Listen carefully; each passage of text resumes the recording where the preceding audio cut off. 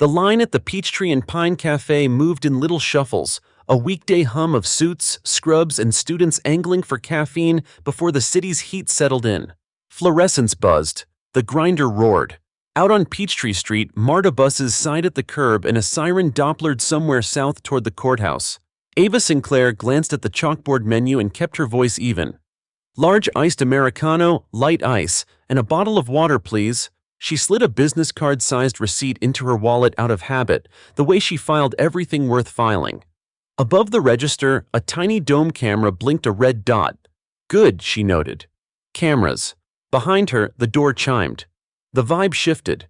A sudden perimeter of tension, people register without turning. Leather creaked, a radio crackled, boots stamped in from the humidity. Ava didn't look. Not at first. She could smell the burnt espresso and the faint bite of gun oil. Atlanta teaches you to recognize uniforms from the soundtrack alone. "Yo," a voice said, too loud for the room. "Officer in a rush here." No one moved. The barista, a college kid with a bulldog tattoo, kept tamping espresso. Ava slid to the pickup counter and checked her phone. One bolded message at the top. From Carter, Chief of Staff. Subject: Embargo still in effect. Press conference 2 p.m. Do not be seen at the courthouse before then. Of course. 2 hours. 2 hours before half the city learned she was the new district attorney of Fulton County. 2 hours before every deputy clerk and defense attorney would practice saying, "Madam DA." "Are y'all deaf?" the voice snapped. "Badge coming through." Ava finally turned. The officer was mid-30s, beefy under a short-sleeve uniform, forearms sunburn red, a crew cut going to seed. His nameplate read Keller. He shoulder-nudged past a nurse and a kid in a hoodie, then planted himself beside Ava at the pickup ledge like he owned the air. "You order?" the barista asked him. Keller flashed his badge, not a receipt. "Need a black coffee, now." The barista nodded toward the register. "Gotta ring you up first, sir." A few snickers. Keller's jaw worked. He turned to stare on Ava, as if she were somehow to blame for gravity, or lines, or rules. He looked her up and down. Neat navy sheath dress, low heels, natural curls pinned back, a Georgia Supreme Court tote hanging from one shoulder. "You cut in front of me?" he said. Ava raised a calm brow. "I've been here, officer." Keller's upper lip curled. "Don't officer me like you know me," a woman near the door muttered. "Come on, man," under her breath. The kid in the hoodie started recording with his phone, the camera angle subtle but unmistakable. Ava clocked it, then shifted half a step so both the phone and the ceiling camera would have a clean line of sight. The barista set a sweating plastic cup on the counter. "Large iced Americano, light ice." "That's mine," Ava said softly, reaching. Keller's hand darted faster. He snatched the cup, cold condensation flashing, then thrust it toward her chest like a dare. "You people always got a smart mouth," he said. "Think the rules don't apply to you. You think because you're dressed like a lawyer—" He didn't finish the sentence. He didn't need to. The room had already heard it. Ava let her hand fall back to her side. "Sir," she said, quiet enough that the microphones in the phones would still catch it. "Put the drink down, please." Something in the composure of her tone, unruffled, professional, needled him more than any curse could have. Keller's face tightened. The tendons in his neck jumped. Then, with a small mean flick, he launched the cup at her. Cold coffee burst across Ava's dress, a dark starburst soaking down her ribs and hip. Ice ricocheted onto the tile. The room gasped in one stunned inhale. Someone said, "What the?" The bulldog barista froze, tamp still in hand. Keller smirked. "Oops," he said, loud enough to claim the room again. "Little accident." The kid with the phone whispered, "I got that. I got all of that." Ava stood there as the coffee slid toward her waistband. Her heartbeat thudded, fast, controlled. She could feel 20 faces leaning toward her, waiting to see if she would explode, crumble, or disappear. Instead, she reached for the napkin dispenser, dabbed once, slow, methodical, and then straightened to her full 5'9". "Officer Keller," she said, reading his nameplate carefully, deliberately. "This establishment has cameras. You have just committed an assault. I'm going to ask you to step back." Keller barked a laugh. "Assault? Lady, you have no idea how any of this works." Ava met his eyes without blinking. "I do, actually." He stepped in, crowding the space again, breath sweet with coffee and something stale.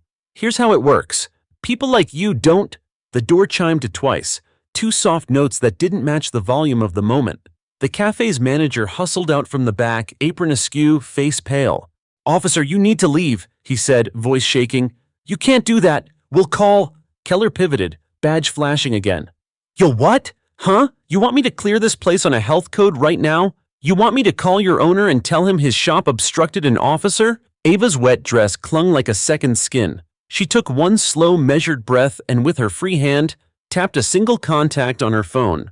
Carter. She didn't need him to pick up, she just needed the call metadata to log the time. Evidence has a rhythm. Timestamps, angles, witnesses. She'd learned to choreograph it on instinct.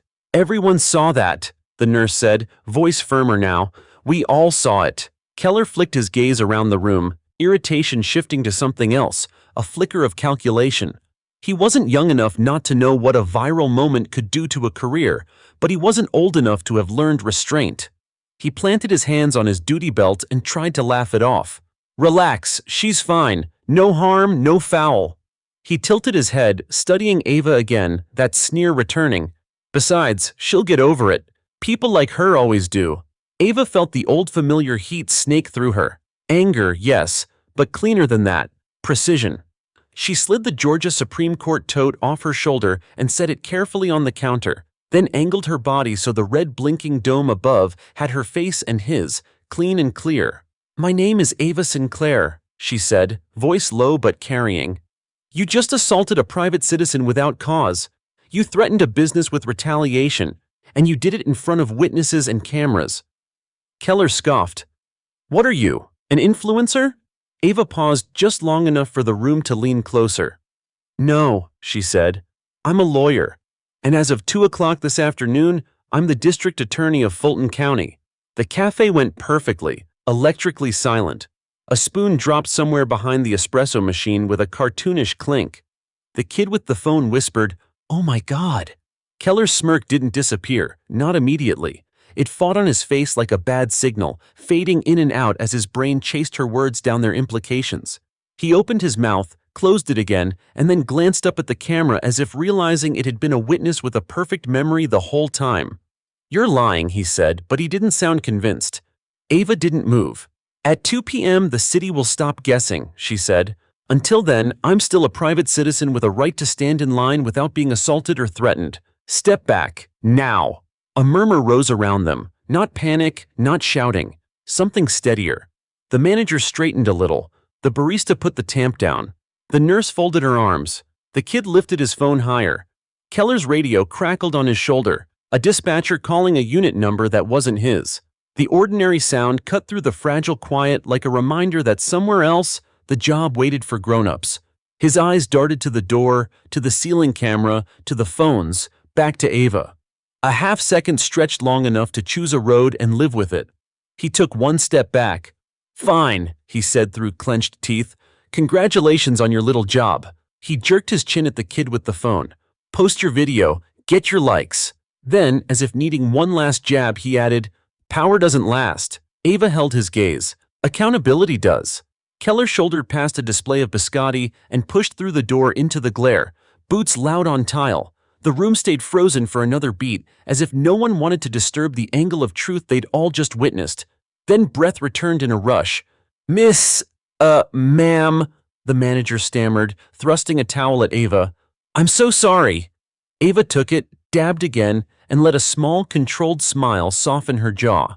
"It's not your fault," she said, "but I'll need your security footage." The barista nodded instantly. "We'll get it, and if you need statements—" "I will," Ava said, picking up her phone. Carter's name hovered at the top of the screen, a quiet lifeline to the next 2 hours. "And I'll need all of your names." Outside, sirens sang 2 blocks over. Inside, the air hummed with something more potent than caffeine. The city didn't know it yet, but its first test of the new district attorney had already happened, between a paper cup and a red blinking dot, and the clock toward 2 o'clock had never felt louder. The cafe emptied slowly after Officer Keller stormed out, but the air stayed thick with the memory of what had just happened. People lingered, whispering, replaying the scene on their phones, some already uploading clips to social media. Ava Sinclair dabbed at her dress with the towel, watching the brown stains seep stubbornly into the navy fabric. Her anger wasn't in the ruined dress. It was in the way Keller's smirk still hovered like a ghost in the room. The barista slid over a fresh cup of coffee free of charge. "Ma'am, Ms. Sinclair, we'll send you the footage by tonight. We've already saved it to a hard drive." "Good," Ava said simply. She wrote her personal email on the back of a receipt, her handwriting sharp, deliberate. "Please forward it directly. Don't wait." The barista glanced nervously at the door Keller had slammed through. "He's got a reputation, you know, hot-headed, likes throwing his weight around." "I noticed," Ava replied dryly, folding the damp towel into the tote bag she now held like evidence. "But reputations don't protect anyone from the truth. Not anymore." The nurse who had spoken up earlier approached cautiously. "If you need a witness statement, I'll sign." What he did wasn't just rude, it was threatening. "Thank you," Ava said, meeting her eyes warmly. "I'll be in touch." The kid with the phone waved from near the counter. "It's already trending," he whispered, excitement buzzing in his voice. "People are furious." Ava exhaled quietly. She hadn't planned for the reveal to come this way. Carter had said everything for a clean press conference, a staged moment on the courthouse steps with cameras and applause. Now, the narrative was writing itself in real time, and she had no way to control it. When Ava finally stepped outside, the July heat slapped her like a second wave of coffee. She hailed a cab, slipping into the back seat with her tote clutched tight. "To the courthouse," she told the driver. The man raised his brows in the rear view. "Lot of cameras down there today. You sure?" "I'm sure." As the cab merged into Atlanta traffic, Ava scrolled through her phone. Notifications stacked endlessly. Carter's frantic texts, reporters already emailing, hashtags multiplying by the second. One clip from inside the cafe had racked up 50,000 views in less than an hour. The caption read, "Cop assaults woman in Atlanta coffee shop. She says she's the new DA?" The comments were a storm, some cheering her composure, others skeptical, others furious at Keller.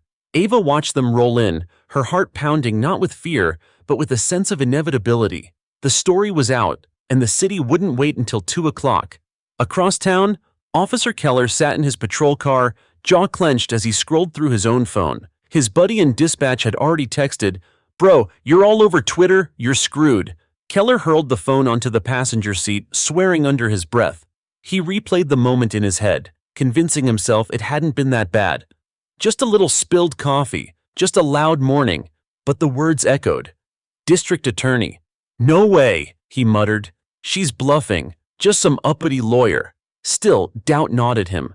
He could feel the weight of the ceiling camera's red light in his memory, the faces watching, the phones recording.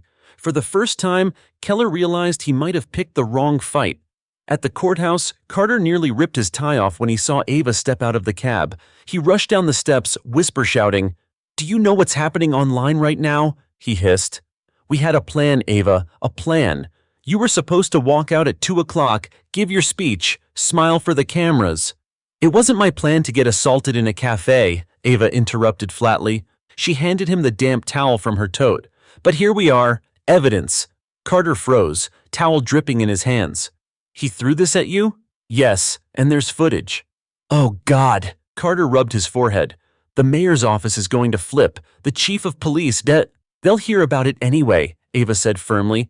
"Better they hear it from me." Inside the courthouse, reporters had already gathered, tipped off by the viral video. Microphones sprouted like weeds as Ava entered through the side doors, Carter trying in vain to shield her from questions. "Miss Sinclair, are you really the new DA? Did a police officer attack you this morning? Are you pressing charges?" Ava kept walking, her heels sharp on the marble floor. She didn't answer, not yet. Timing was everything, even when the moment had been hijacked. In her new office, she closed the door against the buzz outside and leaned on the desk, finally letting herself feel the sting where the cold coffee had slapped against her skin. She peeled off the damp dress jacket and set it across the chair like another piece of evidence. She whispered to herself, steady and quiet, "They wanted to see if I'd break. I won't." At noon, Carter slipped back into her office, pale but calmer. "It's everywhere now," he admitted. "National outlets are picking it up. Keller's name is circulating. The chief called, it's damage control mode."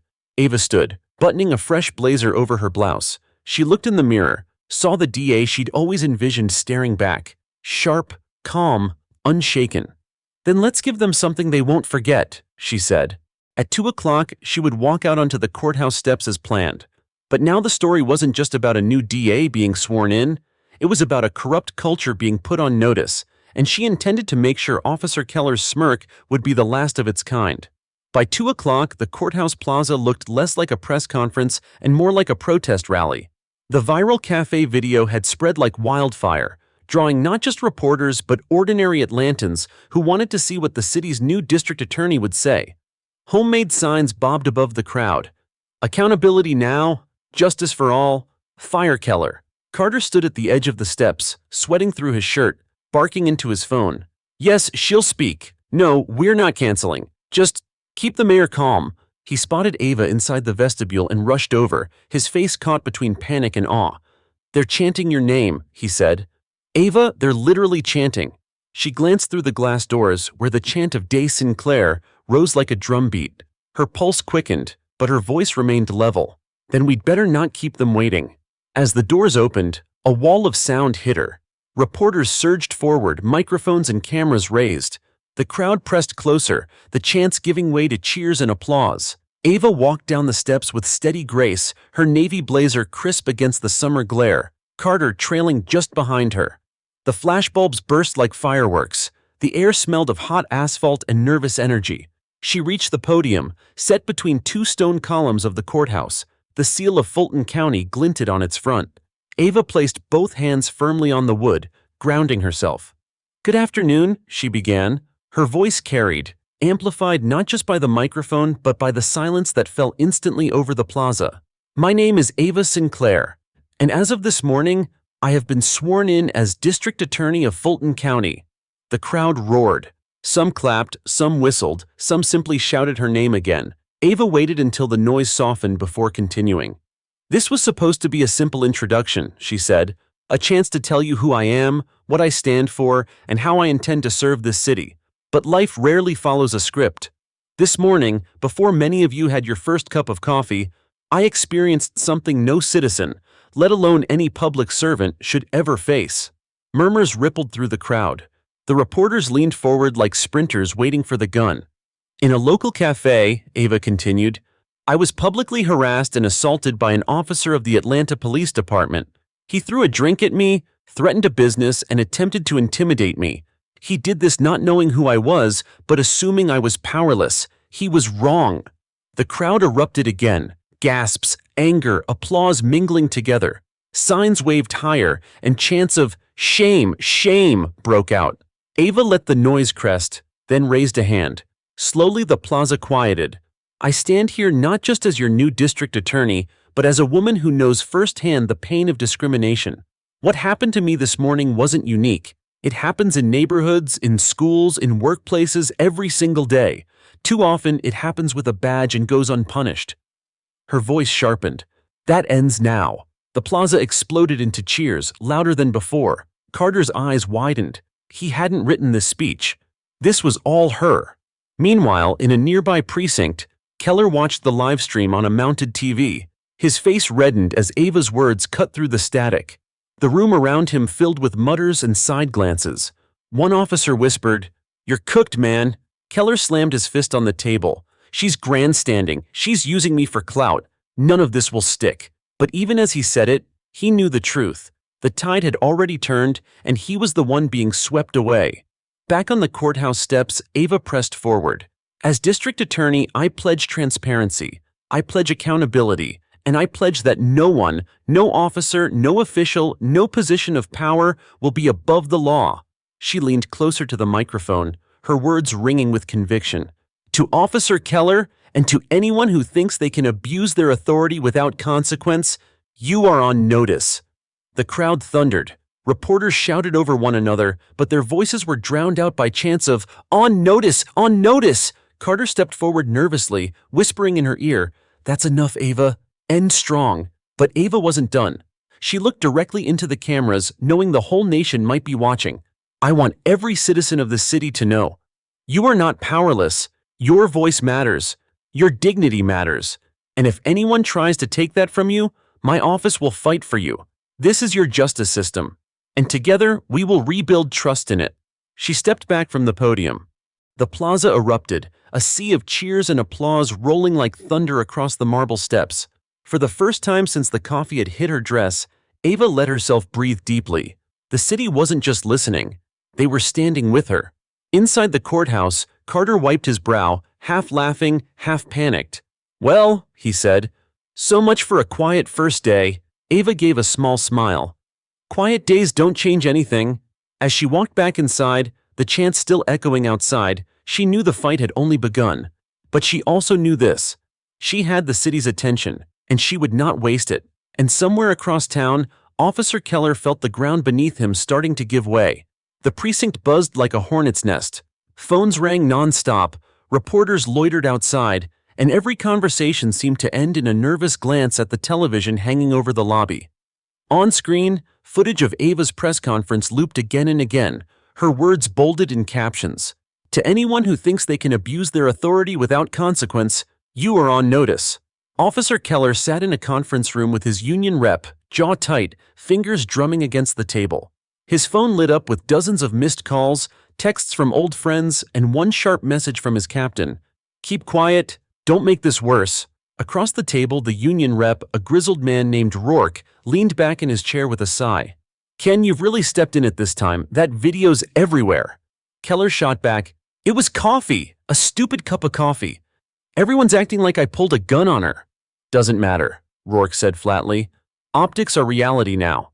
And the optics say you lost your temper, harassed a customer, and tossed a drink on a woman who just happens to be the new DA. That's political dynamite." Keller scoffed, but sweat pricked his hairline. "She's using this. She's painting me as some villain so she can look like a hero." Rourke leaned forward. "Ken, listen carefully. This isn't about your pride. It's about survival. We need to get ahead of this. That means you don't talk to press, you don't make statements, and you definitely don't post anything on social media. Got it?" Keller grunted. He hated the idea of staying silent, hated the thought of Ava Sinclair standing out there, soaking in applause while he sat muzzled. But deep down, he knew Rourke was right. Meanwhile, in the DA's office, Ava sifted through the mountain of case files that had been stacked on her desk since the day she was sworn in. But her phone kept buzzing. Texts from allies, emails from reporters, calls from community leaders. "You're trending again," Carter said, slipping into her office with a tablet in hand. "CNN just picked it up. And look, Hat on Notice is the #1 hashtag nationwide." Ava rubbed her temple. "That's not the legacy I want. I don't want to be known for a viral moment in a coffee shop. I want to be known for changing the culture that let Keller think he could get away with it." Carter set the tablet down, scrolling through headlines. "Then you'll have to prove it. Everyone's watching. They don't just want a DA who talks tough. They want one who acts." Ava glanced at the files again. Dozens of cases involving officer misconduct sat buried, ignored, or dismissed by her predecessor. She picked one up, scanning the faded complaint of a young man beaten during a traffic stop. The report had been closed with a single line, "Insufficient evidence." Her jaw tightened. "Then we start here," she said. That evening, Ava held a private meeting with her new team. Investigators, assistant DAs, analysts, they filled the small conference room, notebooks and laptops open, eyes fixed on her. "We're not chasing headlines," Ava began. "We're chasing justice. Every file in that stack represents someone who felt powerless.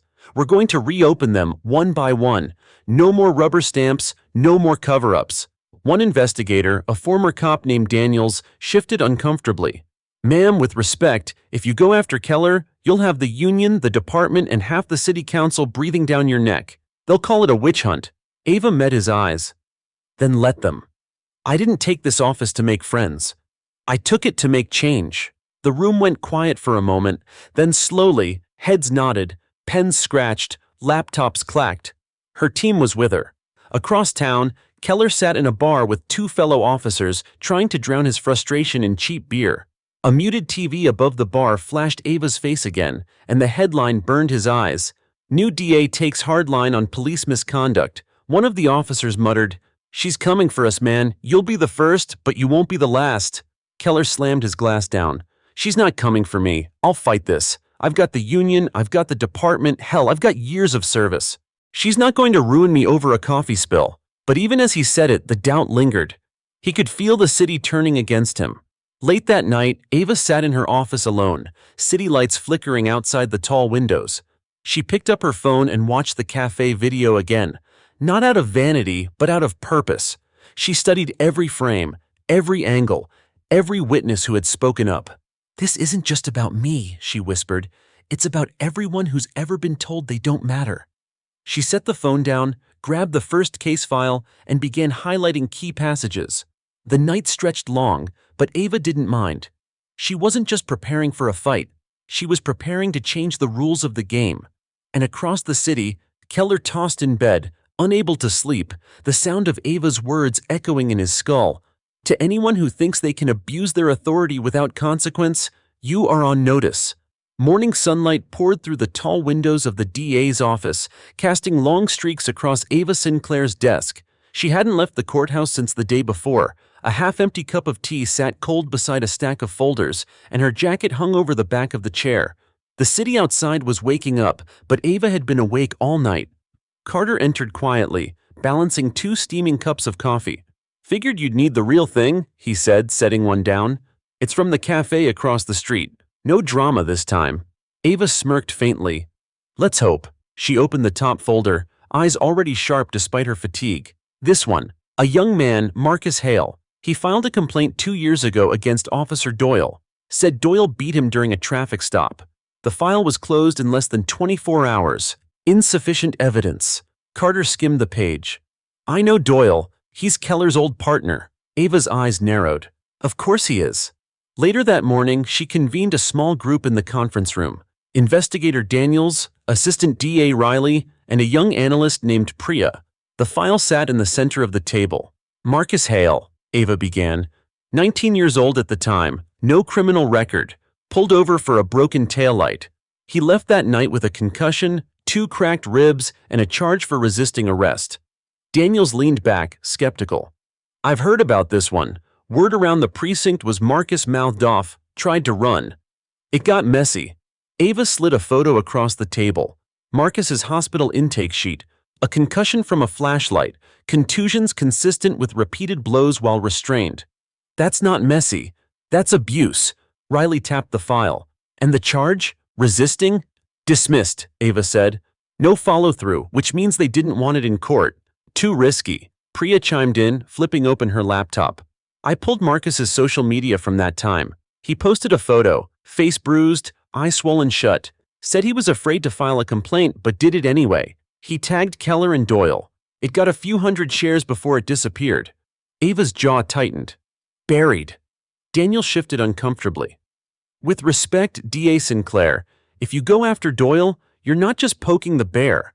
You're poking the whole department. He's tight with Keller and Keller's already under fire. They'll say you're targeting cops for payback." Ava met his eyes. "This isn't about payback. It's about truth. Marcus Hale's complaint deserves more than a file stamped closed." That afternoon, Ava visited Marcus herself.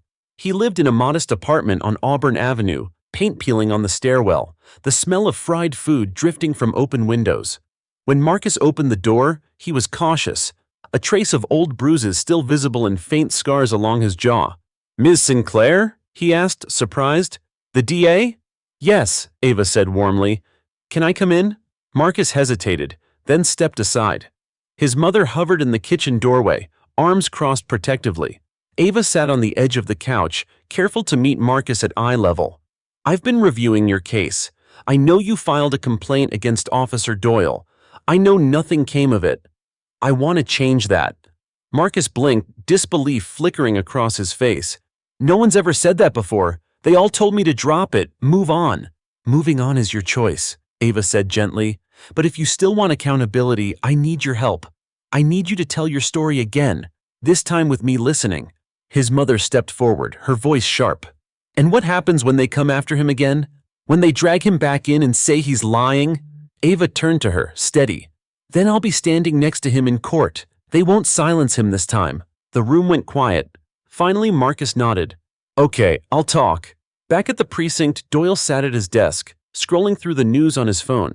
Keller had already become a lightning rod, and now whispers about old complaints were resurfacing. Doyle cursed under his breath. Another officer leaned over. "You see this? The new DA's digging into misconduct files. Doyle's face hardened. She better keep my name out of her mouth. But deep down, he knew Marcus Hale's case wasn't going to stay buried. Not with Ava Sinclair holding the shovel.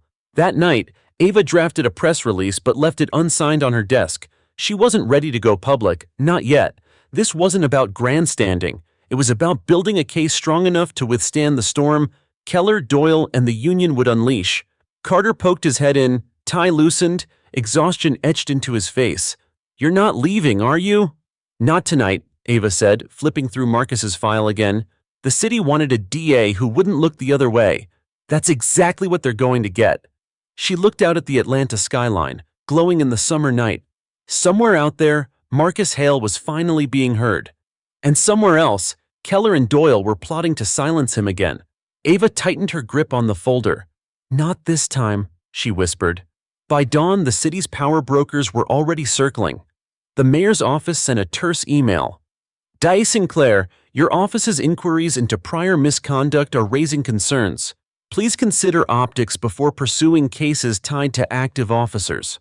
Ava read it twice, jaw tightening. She knew what optics meant. It was political shorthand for "don't touch this." Carter barged into her office a few minutes later, phone glued to his ear. "Yes, I understand. No, she's not making public statements yet. Yes, we'll coordinate." He ended the call and rubbed his temple. That was the mayor's chief of staff. "They're nervous you're going after Doyle." "I'm not going after anyone," Ava said firmly. "I'm reopening a case that never should have been buried." Carter lowered his voice. "Ava, you need to understand how this looks. First Keller, now Doyle. People will say you're waging war on the police." "Maybe they should ask why so many of these cases involve the same names," she shot back. At the precinct, Doyle was in full spin mode. He sat in the locker room with Keller, their voices low, the air thick with cigarette smoke despite the posted signs. "She's trying to make an example out of us," Doyle said. "If she takes me down, she takes you down too. You know that." Keller glared at the concrete wall. "She wants to climb on our backs to look like some hero. I'm not letting her." Doyle smirked. "Then we hit first. I've got friends in the press, people who'll print what I give them. We make Marcus look like a thug. Paint his story as a lie, and we remind the city that Ava Sinclair is just a rookie with an agenda." Keller exhaled slowly. "You really think that'll work?" "Truth doesn't matter," Doyle said darkly. "Narrative does." That same morning, Ava's investigator Daniels walked into her office holding a thin folder. His usual gruffness was sharpened with unease. "Got something you should see," he said, laying the folder down. "Internal Affairs report from the night Marcus was arrested. Never forwarded to the DA's office." Ava opened it, eyes scanning fast. The report noted inconsistencies in Doyle's story, discrepancies about how Marcus was restrained, conflicting officer statements.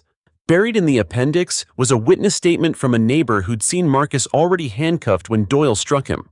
"This is gold," Ava said, her pulse quickening. Daniels frowned. "Gold, sure, but it also means someone in IA sat on it. That makes it bigger than Doyle. You tug this thread, you'll unravel the whole sweater." Ava closed the folder, determination set in her face. "Then let's unravel it." By midday, Ava agreed to a quiet meeting at City Hall. The mayor, tall and polished in a tailored suit, welcomed her with a smile that didn't reach his eyes. "Congratulations on your first week," he said smoothly.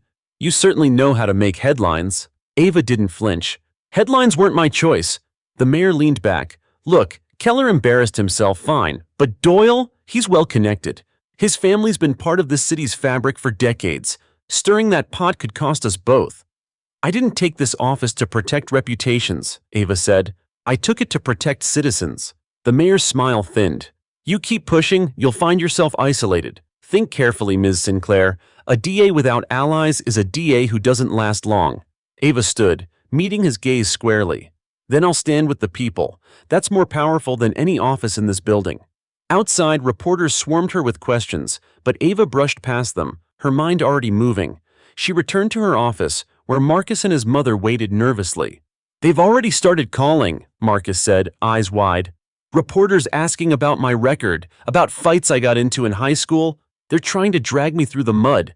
Ava knelt slightly, placing a hand on his arm. "That's what they do when they're afraid. It means we're getting close." His mother frowned. "Close to what?" To getting him hurt again? Ava's voice was steady, certain. Close to the truth, and I promise you, I won't let them bury him again. That night, Doyle sat at a bar with a local reporter, sliding a manila envelope across the table. Background on Marcus Hale, he said. Kids know Angel, print it, and the city will see this DA for what she is, soft on criminals, hard on cops. The reporter hesitated, flipping through staged photos and cherry-picked documents. This feels dirty. Doyle leaned in. So is politics. Do you want the scoop or not? Back in her office, Ava gathered her team. She placed the IA report in the center of the table. This is our case. We have proof the complaint was mishandled, proof a witness saw Marcus assaulted while cuffed. They'll try to bury us under spin and threats, but the evidence speaks louder. Riley, her assistant DA, looked nervous. They're going to hit back hard. Ava nodded. Then we hit back harder. With facts, with law, with courage. Carter exhaled, glancing at the team around the table. You realize, once this goes public, there's no turning back. Ava looked around the room, meeting each pair of eyes in turn. That's exactly the point. No turning back. The room went quiet, the weight of her words sinking in. And somewhere across the city, Keller scrolled through social media again. The hashtag #OnNotice was still trending. His smirk faltered as he read comment after comment calling for his resignation. Beside him, Doyle lit another cigarette and muttered, "Don't worry, Ken. By the time we're done, she'll be the one on notice." The morning news hit like a bombshell. Every major outlet carried some version of the story Doyle had planted. Questionable past of Marcus Hale raises doubts in DA's crusade. One channel ran footage of Marcus in a schoolyard scuffle from years earlier. Another displayed cherry-picked police notes labeling him uncooperative. At his apartment, Marcus watched in disbelief, fists clenched. His mother turned off the TV, trembling with anger. "They're making you out to be a criminal, again!" Marcus buried his face in his hands. "I told you they'd do this." At the DA's office, Carter stormed into Ava's workspace, tablet in hand. "It's everywhere. They've smeared Marcus across every network. This is Doyle's doing. I'd bet my job on it." Ava scanned the headlines, her jaw stiffening. Classic playbook. Discredit the victim so the abuse disappears. She picked up the IA report again, running her finger along the witness statement. "But this isn't going away. Not this time." Carter exhaled. "Ava, be realistic. Public opinion shifts fast. If people start doubting Marcus, your case against Doyle weakens." Ava looked him dead in the eye. "Then we give the public more than opinion. We give them truth." Later that day, Ava met Marcus in her office. He looked worn down, hoodie pulled tight around his face, eyes rimmed with exhaustion. "They're killing me online," Marcus muttered. "People from school, strangers. It's like I'm on trial again." Ava leaned forward. "Listen to me. You are not on trial. Doyle is. And the louder they shout, the more afraid they are of what you have to say." He hesitated. "But what if they're right? What if no one believes me?" "They will," Ava said firmly, "because I believe you, and I won't stop until everyone else does too." His mother, sitting nearby, squeezed his shoulder. For the first time that morning, Marcus lifted his head, a flicker of resolve in his eyes. Meanwhile, Doyle and Keller met with their union rep in a dimly lit diner on the south side. Rourke spread the morning papers across the table like a dealer with a bad hand. "Not bad," Rourke said, nodding at Doyle. "The smear's working. You've got people questioning the kid's credibility, but it won't hold if Sinclair drops more evidence." Keller leaned back, sneering. "So we keep hitting him, keep planning stories, make Sinclair look like she's shielding thugs while attacking cops." Rourke pointed a greasy finger at him. "Careful, Ken. You're already toxic. You show your face too much, you'll sink both of you. Let Doyle carry the narrative." Doyle smirked.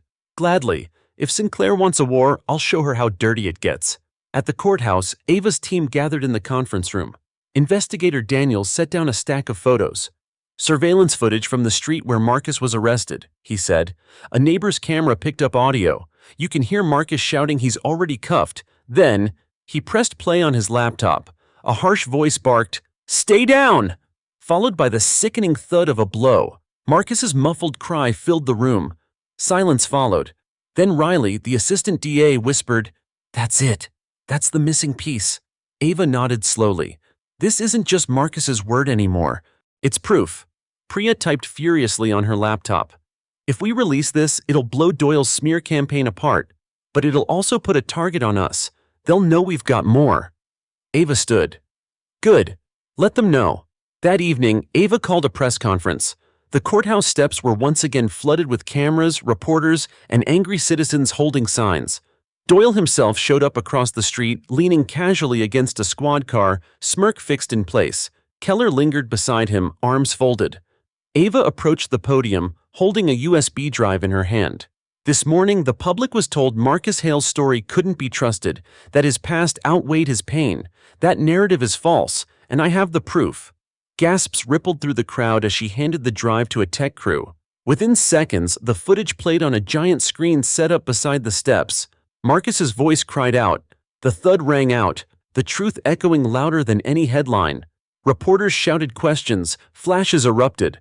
The crowd roared with anger, not at Marcus, but at Doyle. Across the street, Doyle's smirk faltered. Keller muttered, "They're eating you alive, man." For the first time, Doyle felt the ground shift beneath him. Back inside, Carter exhaled heavily.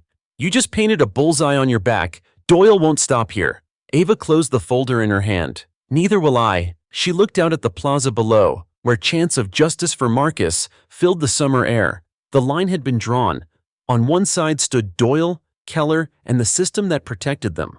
On the other stood Marcus, Ava, and a city demanding change. And for the first time, Ava felt the tide was beginning to turn. By the next morning, the city felt divided into two camps. Half of Atlanta hailed Ava Sinclair as a fearless truth-teller. The other half echoed talking points Doyle's allies pushed, claims that she was anti-police and politicizing justice. In a newsroom downtown, headlines scrolled across monitors. DA Sinclair releases explosive footage. Union rep denounces witch hunt. City split over misconduct probe. The battle wasn't just in the courts anymore. It was in every living room, barbershop, and diner. At the precinct, Keller couldn't take it anymore. He slammed a locker shut so hard the hinges rattled.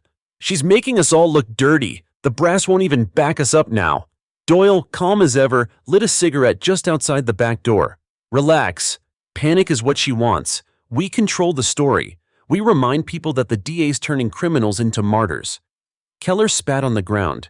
"She's not just after you, Doyle. She'll drag me down too, and I won't let her." Doyle gave him a sharp look. "Then keep your mouth shut and follow my lead. We still have friends in high places. The union, council members, talk radio hosts, they'll keep fanning the flames. But if you do something reckless, you'll burn us both."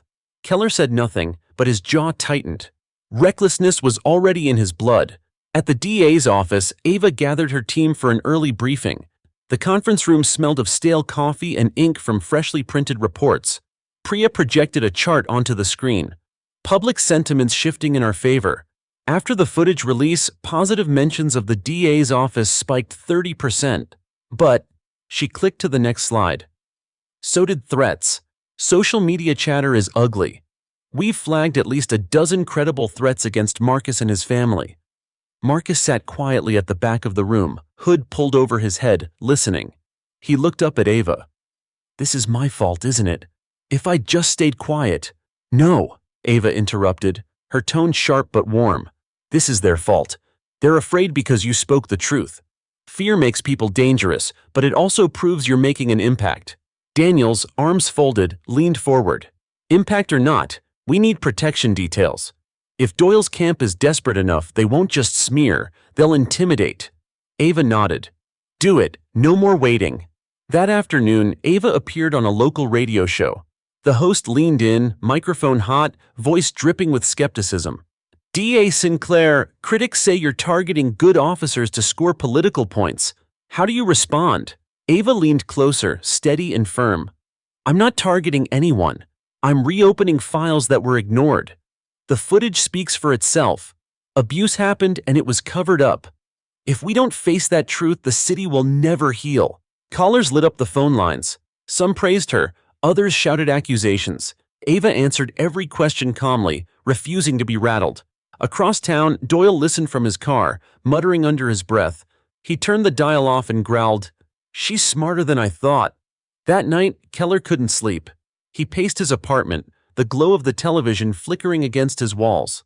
News commentators dissected Ava's radio interview, playing the footage of Marcus's cries on a loop. Keller felt the walls closing in. Finally, he grabbed his jacket and stormed out, ignoring Doyle's warning. He drove to a neighborhood bar notorious for hosting off-duty cops. Inside, he ranted loudly to anyone who would listen. "She's gunning for us. This DA's turning the whole city against law enforcement. We need to take her down before she ruins everything." A younger officer muttered nervously, "Careful, Keller. Cameras are everywhere these days." Keller sneered, slamming his fist on the table. "Let them film. People need to know she's the real threat, not us." Phones came out anyway, recording his tirade. By morning, clips would hit social media, showing a red-faced Keller railing about Ava Sinclair and ungrateful civilians. Back at the DA's office, Carter dropped a tablet on Ava's desk the next morning. "You need to see this." She clicked play, watching Keller's drunken rant fill the screen. "This isn't just anger," Carter said grimly. "This is him trying to rally people against you, and it's going viral." Ava set the tablet down, expression unreadable. "Then let the city see him for who he really is. Every word he says makes my case stronger." But privately, she knew this was more dangerous than ever. Keller wasn't controlled like Doyle. He was a loose cannon, and loose cannons didn't just damage reputations, they exploded. That evening, Ava stood by her office window, city lights flickering in the distance. She thought of Marcus, of his mother, of all the names in the files stacked on her desk. This wasn't just about one cup of coffee or one viral video. It was about a system cracking under its own weight. And now, every choice she made could decide whether it collapsed or was rebuilt. She whispered to herself, "We hold the line, no matter how ugly it gets." Behind her, the chanting from protesters outside the courthouse drifted up through the glass. "Justice now! Justice now!" The morning air around the courthouse was thick with chants. Protesters lined the steps, waving signs that read, "Justice for Marcus and no more cover-ups." The press clustered in tight packs, cameras perched like watchful eyes. Inside, Ava Sinclair's office pulsed with tension. Her team gathered around a long oak table, folders spread like battle plans. Riley, her assistant DA, adjusted his glasses nervously. "We have enough to file charges against Doyle," Riley said. "The IA report, the surveillance audio, Marcus's testimony, it's solid. But the union will unleash hell if we do this." Daniels leaned forward, his voice gravelly. "They'll call it persecution. They'll rally half the department behind him. But if we sit on this any longer, we look weak." Ava looked at each of them, one by one. "This isn't about optics. It's about justice. Doyle assaulted a teenager while he was cuffed. That's a crime. We don't hesitate on crime, no matter who commits it." The room went quiet. Then Riley nodded. "Then let's do it." Across town, Doyle sat in a leather chair inside the police union headquarters. A handful of officers crowded the room, the air pungent with cigar smoke and bitterness. Rourke, the union rep, slammed a newspaper on the table. "Sinclair's building her case. Once she files, it won't just be Doyle. It'll be every one of us under a microscope." Doyle leaned back, smug despite the rising storm. "Let her try. The people still back their cops more than some fresh-faced DA, and Keller's video rant, it reminded folks what's really at stake." But not everyone agreed. One officer shifted uneasily. "Keller looked unhinged, Doyle. Folks online are tearing him apart. If he keeps talking, he's going to drag us all down." Doyle shot him a glare. "Ken just needs direction. I'll handle him." Still, doubt hung in the smoky air. Later that day, Keller walked the streets of his neighborhood, head pounding from a hangover and the fallout of his viral tirade. He passed a convenience store where a TV blared his drunken rant on repeat. People stared as he walked by, some whispering, others openly shaking their heads. A group of teenagers muttered, "That's him, the cop who lost it." Keller's fists clenched, rage simmered under his skin. For the first time in years, he felt the power slipping from him. At City Hall, Ava was summoned to a private meeting. The mayor stood at the window, looking out over the skyline, hands clasped behind his back. "You're stirring a hornet's nest," he said without turning. Ava stood tall. "I'm doing my job." He turned, eyes sharp. "Your job is to keep this city stable, and right now you're pushing it toward chaos. The union's furious. Council members are calling for restraint. If you file charges, you could spark riots." Ava didn't flinch. "If I don't file charges, I tell this city that cops can brutalize kids without consequence. Which sparks more riots? Accountability or silence?" The mayor's jaw tightened. Careful, Ms. Sinclair. You're popular now, but politics is fickle. Step wrong, and they'll devour you. Ava met his gaze evenly. Then I'll make sure my steps are toward the truth, even if it costs me. That evening, Ava returned to her office to find Marcus waiting. He looked stronger now, a hint of steel in his posture despite the storm raging around him.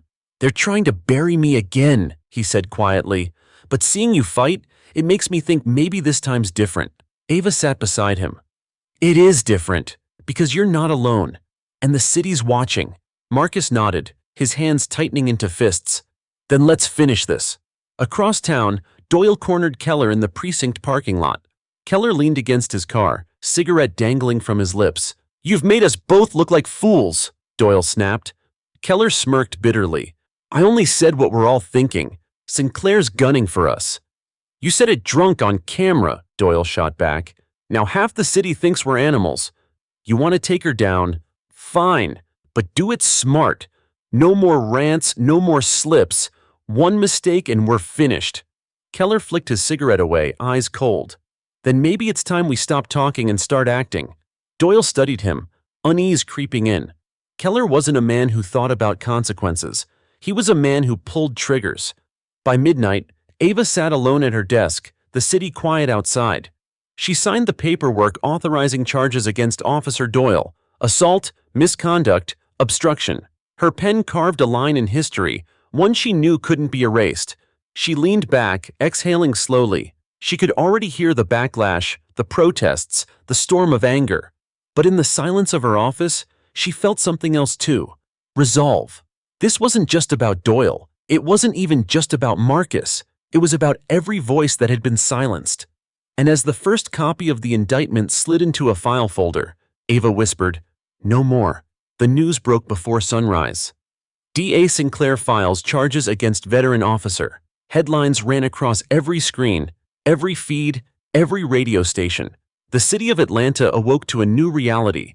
A police officer, long shielded by power, was finally facing justice. Outside the courthouse, reporters swarmed. Some hailed Ava Sinclair as a pioneer, a reformer unafraid of the badge. Others echoed the union's outrage, calling her reckless. The divide grew sharper by the hour. Inside her office, Ava watched the coverage with her team. Carter leaned against the wall, arms crossed, eyes flicking between screens. "They're calling you brave," he said, "and dangerous, sometimes in the same sentence." Ava smirked faintly. "Then I must be doing something right." Riley, however, looked pale. "The union's already announced a rally. They're spinning this as a witch hunt. If the city explodes—" Ava cut him off.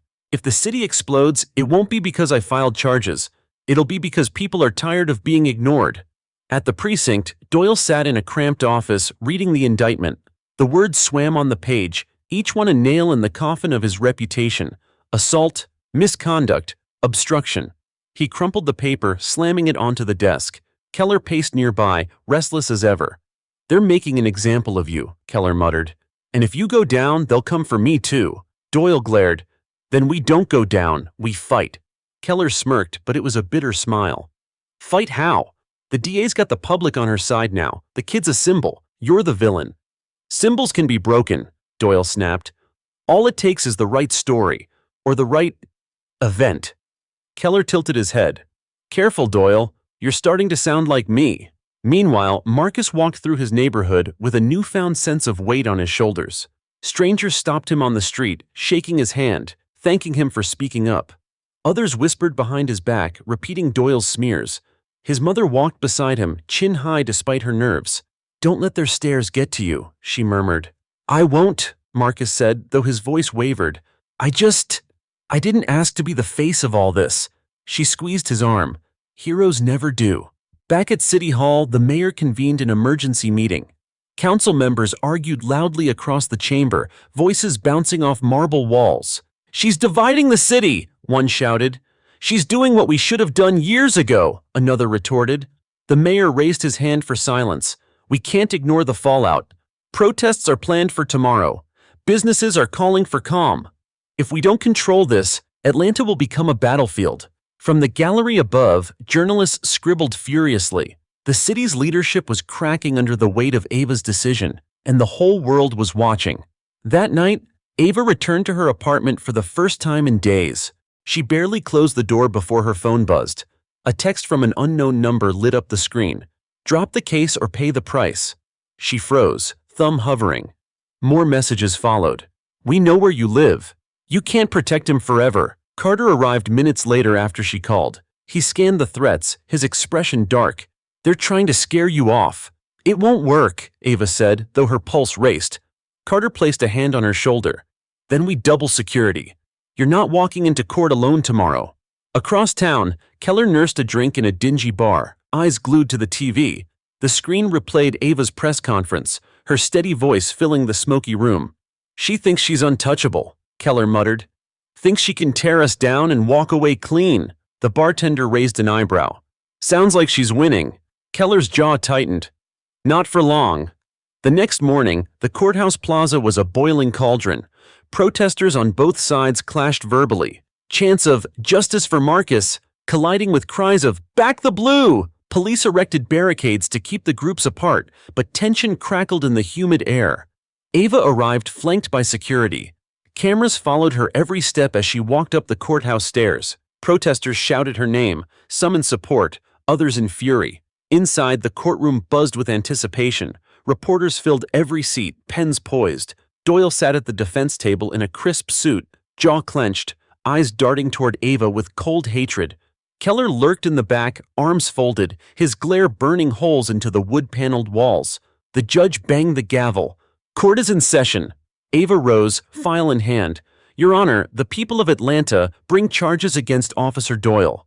This case is not about politics. It is not about optics. It is about accountability. For too long, voices like Marcus Hale's have been silenced. Today, we ask this court to listen." The room went still. Every eye was on her. Outside, chants shook the glass windows. For a moment, Ava felt the weight of the entire city pressing on her shoulders.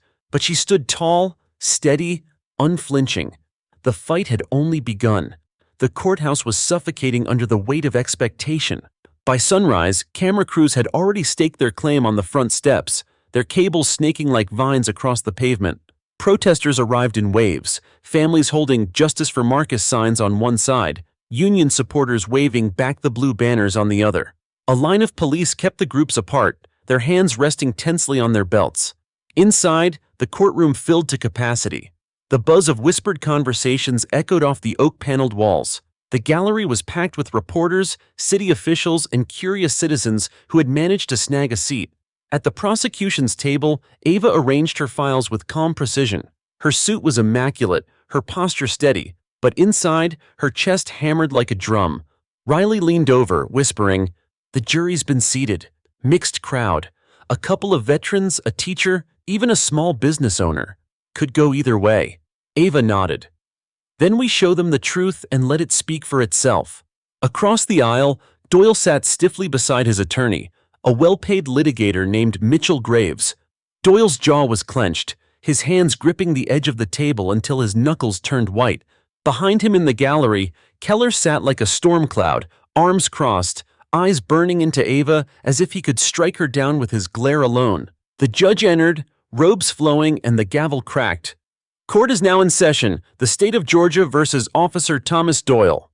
Graves rose first, delivering his opening statement with smooth confidence. "Ladies and gentlemen, this case isn't about justice, it's about ambition. The district attorney is using my client, a decorated officer with over 15 years of service, as a pawn in her political rise. The so-called evidence, misinterpreted, exaggerated, taken out of context. At the end of this trial, you'll see that Officer Doyle was simply doing his job under difficult circumstances." He sat down, smugness radiating from every pore. Ava stood, her heels clicking against the floor as she approached the jury box. She looked each juror in the eye before she spoke. This case is not about ambition. It is about accountability. On one night in one neighborhood, a teenager named Marcus Hale was handcuffed and beaten by the man sworn to protect him. We will show you the reports that were buried, the witness who was ignored, and the audio that recorded every sound of that night. When you hear it, you will know. This was not policing. This was abuse. She returned to her table, her words still hanging in the air like a blade. The prosecution began by calling Marcus to the stand. He walked slowly, shoulders tense, every step heavy with memory. The bailiff swore him in, and he took his seat, eyes darting nervously toward Doyle before focusing on Ava. "Marcus," Ava said gently, "can you tell the jury what happened that night?" Marcus swallowed hard. "I was walking home from the store. I had headphones in. Next thing I knew, Doyle and Keller pulled up. They asked me questions I didn't understand. Before I could answer, they had me against the car. Keller cuffed me. Then Doyle, he hit me. Hard. I was already cuffed. I couldn't do anything." His voice trembled, but his words rang clear. Graves pounced during cross-examination. "Isn't it true, Marcus, that you've had altercations in the past? School fights? Disorderly conduct?" Marcus stiffened. "Those were years ago. None of that changes what he did to me." Graves smirked. "Ladies and gentlemen, you see, this is not some innocent lamb. This is a young man with a history of trouble. My client acted according to his training." The jury's expressions were mixed. Some frowned, others looked thoughtful. Ava clenched her fists under the table but forced herself to remain calm. Next, Ava called Investigator Daniels. The seasoned detective explained how he uncovered the buried IA report. He presented the surveillance audio, and the courtroom fell silent as Marcus's muffled cry echoed through the speakers. "I'm already cuffed!" Thud. "Stay down!" Gasps rippled through the gallery. Jurors shifted uncomfortably in their seats. Keller glared at the floor, jaw twitching. "This report was deliberately hidden," Daniel said firmly. "Someone didn't want it to see the light of day." Graves objected, but the damage was done. The sound of that thud lingered in every ear. During recess, Ava stepped into the hallway, her phone buzzing non-stop. Texts from supporters poured in, but so did threats. One message froze her mid-step. "You won't survive this trial." Carter approached, lowering his voice. "Security's been doubled, but Keller's unpredictable. He's been hanging around outside court, eyes on him at all times." Ava exhaled, straightening her blazer. "Let him watch. Every time he does, he sees we're still standing." When court resumed, Graves attempted to regain control, calling character witnesses to paint Doyle as a dedicated officer. They spoke of his years of service, of families he'd helped, of medals earned. To the jury, it was a stark contrast, the image of a hero clashing with the voice of Marcus in the audio. By the end of the day, the jury looked torn. The judge adjourned until morning. As the gavel fell, the gallery erupted, supporters chanting for justice, Union loyalists shouting back. Keller slipped out quietly, his face unreadable, but his fists clenched so tight his knuckles bled. Outside the courthouse, Ava addressed the press briefly. "We trust the jury to weigh the evidence. This is not about politics, it's about truth." Reporters shouted questions, but Ava walked away, the chants of protesters echoing behind her. As she returned to her office, she knew the trial was just beginning. The hardest blows were still to come, and Doyle's allies weren't done fighting dirty. But neither was she. The second morning of the trial began under gray skies, as if the city itself anticipated a storm. Outside the courthouse, the crowd was even larger than the day before. Reporters shouted questions, cameras rolled, and protesters waved signs until the plaza buzzed like a hive. Ava arrived with Carter and 2 security officers at her side. She kept her chin high, though the weight of exhaustion pulled at her. As she passed through the crowd, she caught sight of Keller near the barricades. He wasn't chanting or holding a sign, just standing, watching her with a look that was half fury, half calculation. "Eyes front," Carter muttered. "Don't give him the satisfaction." But Ava couldn't shake the feeling that Keller was waiting for something, an opportunity, a misstep, anything to tip the balance. Inside, the atmosphere was electric. The jury filed in, some clutching their notepads tighter than yesterday. Doyle sat at the defense table, posture straighter today, his attorney Graves whispering in his ear. Keller slid into his usual spot in the back of the gallery, shoulders rigid. The judge banged the gavel. "Court is in session." Ava called her next witness, Officer Daniel Lopez. A ripple of surprise swept through the courtroom as Lopez took the stand. Unlike most officers, he had agreed to testify against Doyle, despite knowing it could cost him his career. "Officer Lopez," Ava began, "how long have you served with the Atlanta Police Department?" 10 years, he replied, voice steady. "And during that time, did you ever witness misconduct by Officer Doyle?" Lopez hesitated, eyes flicking toward Doyle. The courtroom leaned in. "Yes, on more than one occasion." Murmurs spread through the gallery. Doyle shifted uncomfortably, and Graves shot up. "Objection! Irrelevant character assassination." The judge overruled. The witness will continue. Lopez described nights when Doyle used excessive force, when complaints disappeared, when reports were rewritten. It became clear he thought he was untouchable, Lopez concluded, and the system let him believe it. Graves hammered Lopez during cross-examination. You're bitter, aren't you? Passed over for promotion, resentful of Doyle's record? This is personal. Lopez shook his head. No, sir, it's moral. The jury took notes furiously. Even those skeptical of Marcus now leaned forward, listening. During recess, Ava stepped into the hallway. Reporters swarmed, but before she could speak, a commotion erupted near the barricades outside. Keller had shoved a protester who taunted him, and phones flew into the air, recording every second. Officers rushed in, dragging Keller back as he shouted obscenities. Ava watched through the glass doors, pulse quickening. Carter muttered, "There's your loose cannon." By the time order was restored, the videos were already online. Within hours, clips of Keller's meltdown spread across social media. Cop allies explode at courthouse. Back in court, Graves tried to regain control, calling character witnesses again, fellow officers who described Doyle as firm but fair. But the testimony rang hollow after Lopez's words and Keller's outburst. Then came the prosecution's next blow. Dr. Elena Morris, a medical examiner who described Marcus's injuries in detail. She showed x-rays of his fractured rib and explained how the bruising patterns matched blunt force trauma while restrained. Could these injuries have been caused by standard police restraint techniques? Ava asked. No, Dr. Morris said firmly. They are consistent with excessive force. The gallery gasped. Doyle's face turned scarlet. As the day wound down, Ava caught Keller's stare once more. This time, it wasn't just anger, it was desperation. She knew men like him. When the walls closed in, they didn't surrender. They lashed out.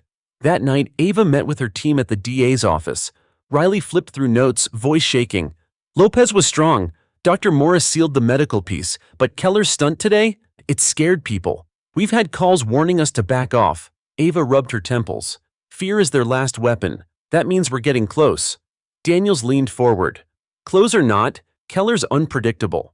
You need to be ready if he decides to go off script. Ava's eyes hardened. Then we'll be ready. We've come too far to let one man derail this. Back at his apartment, Keller drank alone, replaying the day in his head. He saw the protesters' jeers, Ava's calm defiance, Doyle's silent judgment. The walls seemed to press in tighter with every sip. They think they can bury us, he muttered, slamming his glass down. Not me, not ever. He pulled out his phone, scrolling through old contacts, eyes narrowing as he typed a message. His finger hovered, then pressed send. Somewhere across the city, a plan began to form. In her own apartment, Ava stared out at the skyline, lights twinkling against the dark. Her phone buzzed with another threat, but she set it aside. The voices outside were growing louder, but so was the truth. She whispered to herself, the words steady, unshaken. We hold the line. By the third day of the trial, the courthouse plaza resembled a battleground. Protesters filled every inch of the square, their chants echoing against the stone walls. One side raised fists and signs demanding accountability. The other waved blue flags and shouted for law and order. The line of officers holding the barricades looked strained, sweat dripping down their brows under the morning sun. Inside, the tension was even thicker. The jury filed in, their faces tired but alert. They had already endured hours of testimony, and more was promised today. Doyle sat at the defense table, jaw set, suit pressed to perfection, but his eyes betrayed sleepless nights. His attorney Graves shuffled papers briskly, determined to claw back control after yesterday's damage. In the gallery, Keller sat hunched forward, his knuckles white against the bench. He hadn't spoken to Doyle that morning. He didn't need to. The rage on his face said everything. Ava rose, calling her next witness, a civilian named Carla Jennings. A middle-aged woman with steady eyes, Carla had been walking her dog the night of Marcus's assault. Ms. Jennings, Ava began softly, can you tell the jury what you saw that night? Carla nodded. I saw Marcus against the car, hands cuffed. He wasn't resisting, but Officer Doyle hit him anyway. I yelled at them to stop, but Keller told me to keep walking or I'd be next. Gasps rippled through the courtroom. Graves jumped to his feet. Objection, hearsay. The judge shook his head. Overruled. The jury will consider the statement. Ava leaned closer to the witness. Why didn't you come forward sooner? Carla hesitated, her voice dropping. Because I was scared. You don't speak up against cops like that. But when I saw the DA take this case, I knew it was time. The jury scribbled notes furiously. Doyle's shoulders tightened. Keller's lips curled into a snarl. During cross-examination, Graves tried to paint Carla as unreliable. Isn't it true you were over 50 yards away? How could you possibly see clearly? Carla didn't flinch. Because I'll never forget the sound of that boy crying, or the way Doyle's fist came down. Her words rang in the silence like a hammer on steel. When recess was called, the courtroom emptied into the hall. Outside, chants swelled as protesters clashed verbally. Keller slipped out a side door, avoiding the crowd. He walked briskly toward his car, hands trembling as he fumbled for his keys. His phone buzzed. A message from Doyle. Keep it together. Don't do anything stupid. Keller stared at the screen, then shoved the phone into his pocket. Too late, he muttered. Back in the DA's office, Ava and her team huddled around a table piled with files. Riley scrolled through his laptop, eyes wide. The Keller video from yesterday has over 2 million views. People are calling him the face of corruption. Daniels grunted. Face of corruption or face of desperation? That man's about to snap. Carter looked at Ava. You've got him cornered, and cornered men don't just surrender. Ava sighed, pressing her palms against the table. Then we make sure when he lashes out, the whole city sees exactly who he is. By afternoon, the defense began presenting its witnesses. Officers testified to Doyle's dedicated service, painting him as a man who never bent the rules. But their rehearsed words rang hollow against the evidence. One juror, a teacher, shook her head slightly during testimony. Another, a veteran, rubbed his temple as though weary of excuses. Ava caught every flicker, every sigh. The tide was shifting. But in the back, Keller grew more restless. His knee bounced, his fingers tapped the bench like a drum. When the judge finally adjourned for the day, Keller bolted from the room before anyone else. That evening, Ava stayed late in her office. The city outside buzzed with anticipation, sirens cutting through the night. She flipped through notes, preparing for tomorrow's witnesses, when Carter knocked and entered.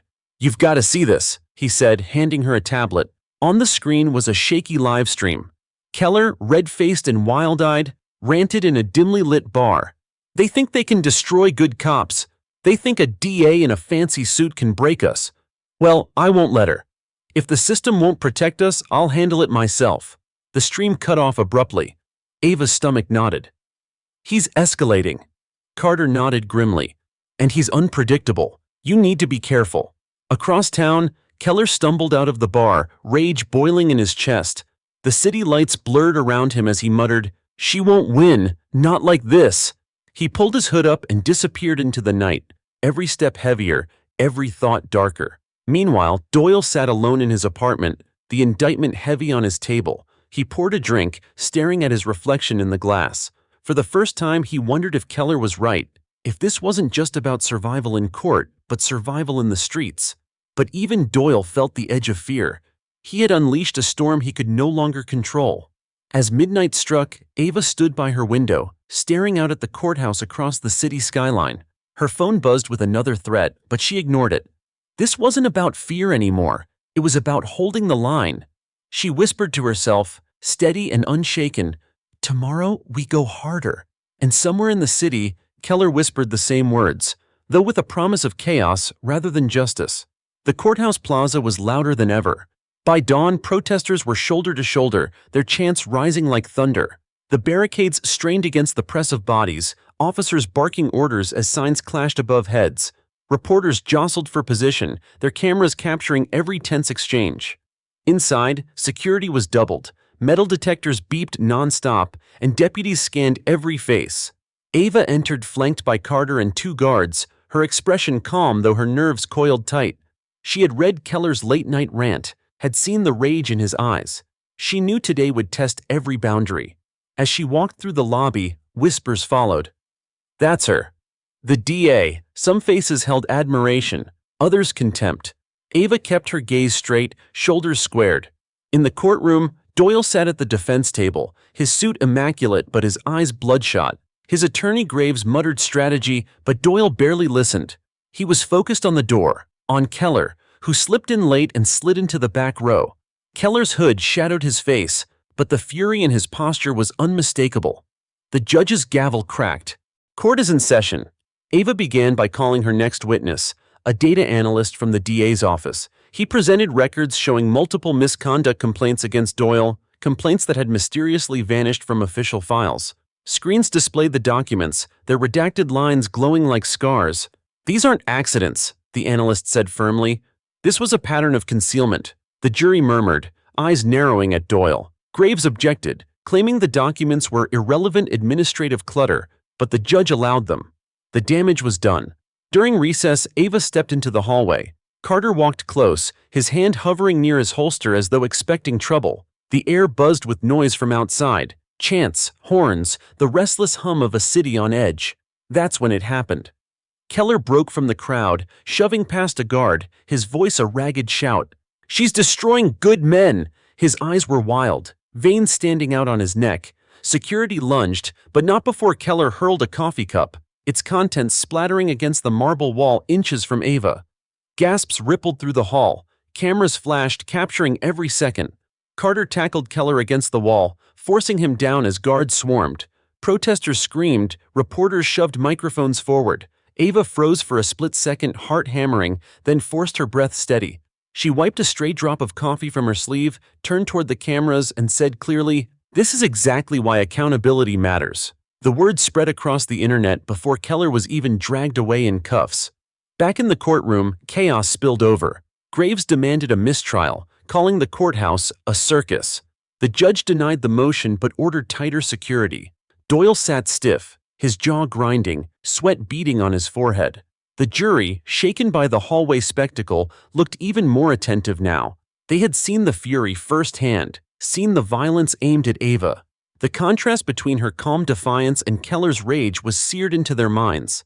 That night, news outlets replayed the footage non-stop. Clips of Keller lunging, Ava's poised response, and Carter's swift takedown flooded screens. Commentators debated.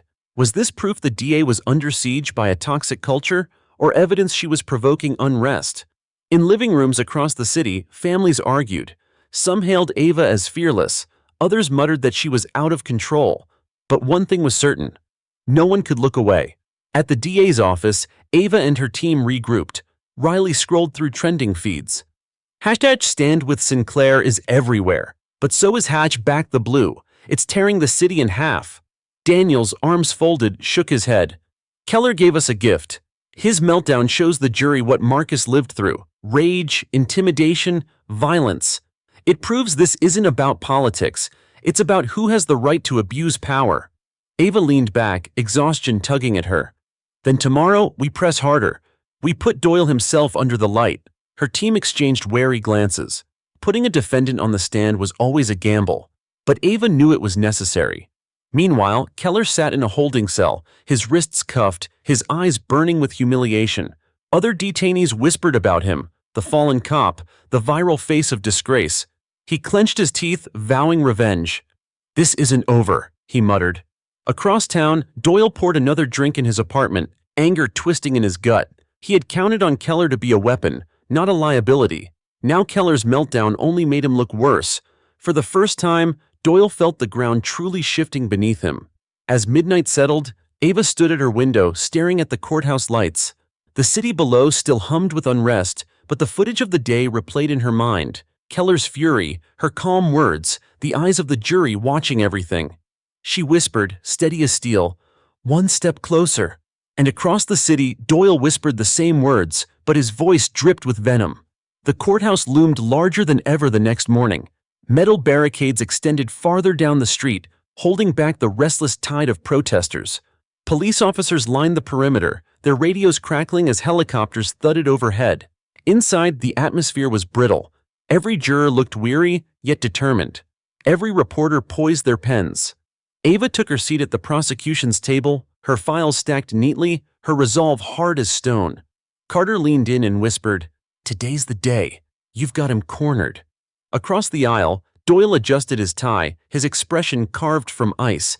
Graves whispered furiously in his ear, but Doyle's gaze never left Ava. His eyes burned with a quiet, simmering hatred. The judge entered, gavel striking. "Court is in session. Ms. Sinclair, proceed." Ava rose. Your Honor, the state calls Officer Thomas Doyle to the stand. Gasps rippled through the courtroom. Gravestad shot up. Objection! The defendant cannot be compelled to testify. The judge peered over his glasses. Your client filed statements defending his conduct. The prosecution has the right to examine them. Objection overruled. Doyle's jaw tightened, but he stood. Shackled not by cuffs but by circumstance, he walked to the witness stand, raised his hand, and swore to tell the truth. Ava approached slowly, her heels echoing against the floor. Officer Doyle, on the night of Marcus Hale's arrest, you claim you acted according to training. Is that correct? Yes, Doyle said flatly. And yet, Ava continued, the audio recording played yesterday captured Marcus shouting that he was cuffed when you struck him. Can you explain how striking a restrained teenager fits within standard training? Doyle shifted in his seat. He was resisting. Ava raised an eyebrow.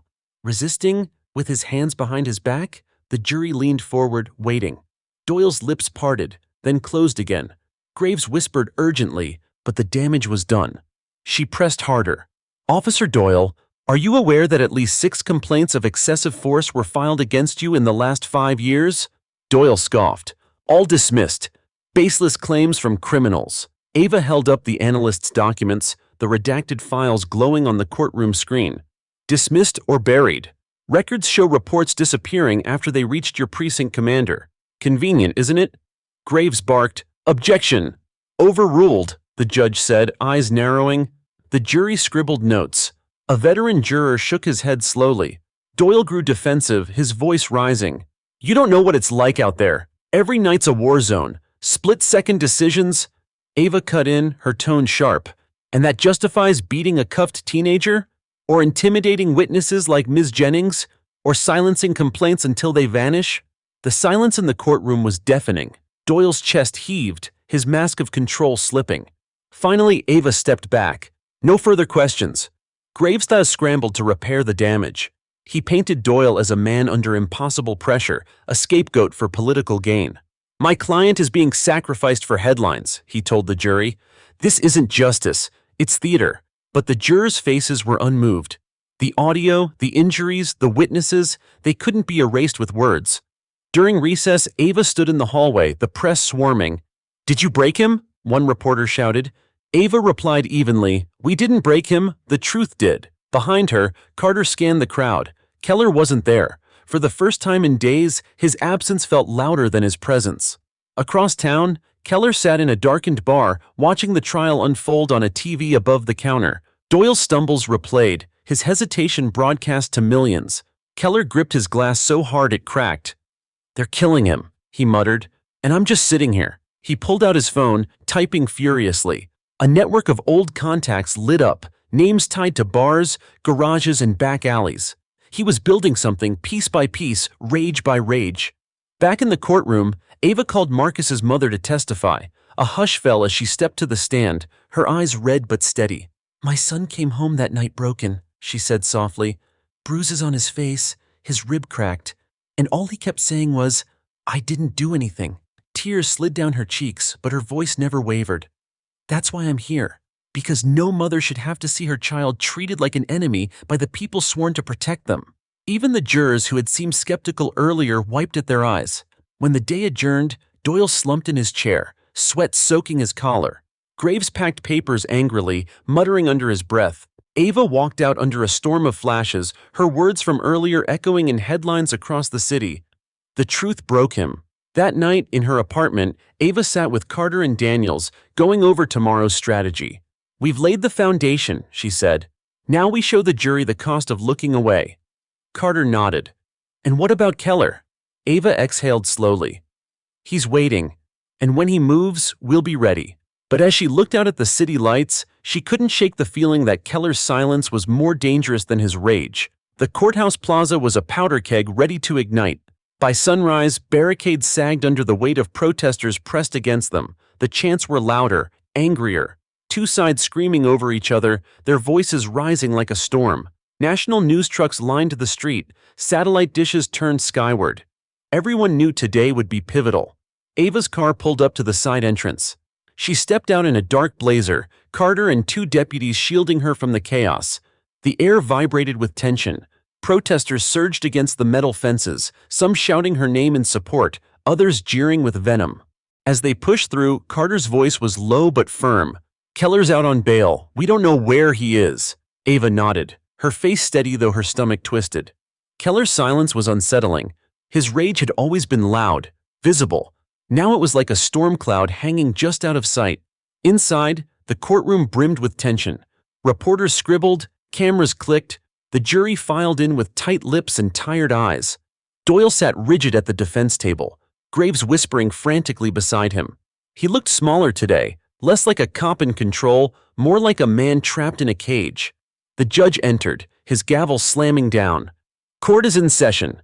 Ava called her next witness, a community leader named Pastor James Turner. He was a tall man with silver hair and a voice that carried like thunder. "Pastor Turner," Ava asked, "why did you come forward?" "Because," Turner said, looking directly at the jury, "I've watched this city suffer under fear. I buried too many kids who never made it to college. I stood with too many families who were told their complaints didn't matter. What happened to Marcus was not an accident. It was the result of years of silence."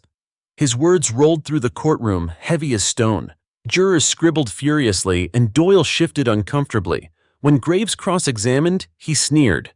"Pastor, you're a community activist, aren't you? Isn't it true you've protested against the police before?" Turner straightened. "I protested against injustice. There's a difference." The gallery erupted in murmurs. The judge banged his gavel, but the moment had already landed. During recess, Ava stepped into the hallway, flanked by Carter. Reporters surged forward, cameras flashing. Then, through the crush of bodies, she saw him. Keller.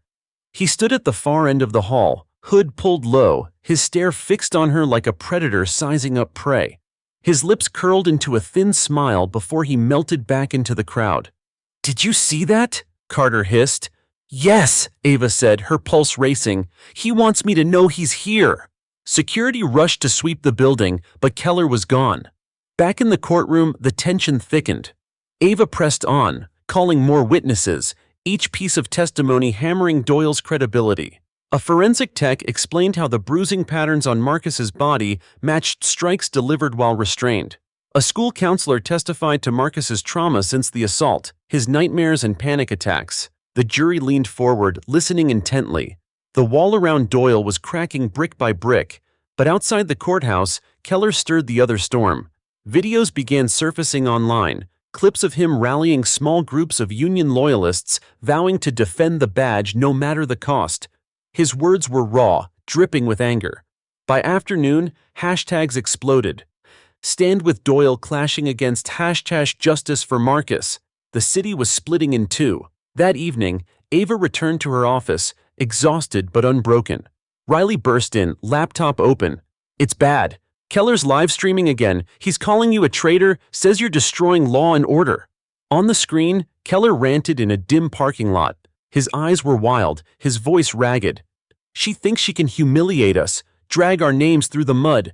But we won't let her. The time's coming." Daniels cursed under his breath.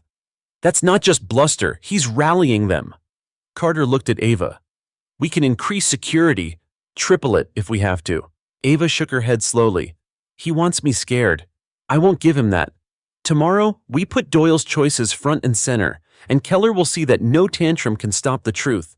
Across town, Keller slammed his phone shut, pacing like a caged animal. Around him, a handful of loyalists nodded, feeding off his fury. "They're making Doyle the villain," Keller snarled. "We won't let them." One man muttered, "So what's the plan?" Keller's eyes glinted. "We make them listen. If the court won't protect its own, we'll do it ourselves." That night, Ava sat alone by her window, the city skyline glowing faintly in the dark. She replayed the day, the pastor's booming testimony, Keller's stare in the hallway, the weight of the jury's eyes. The city was on the brink, and she knew tomorrow could tip it either toward justice or chaos. Still, her voice was steady as she whispered to herself, "We hold the line." The fourth morning of testimony dawned under a heavy sky. Clouds gathered like bruises above the courthouse, and the air carried the weight of something about to break. By the time Ava arrived, the plaza was already a roar.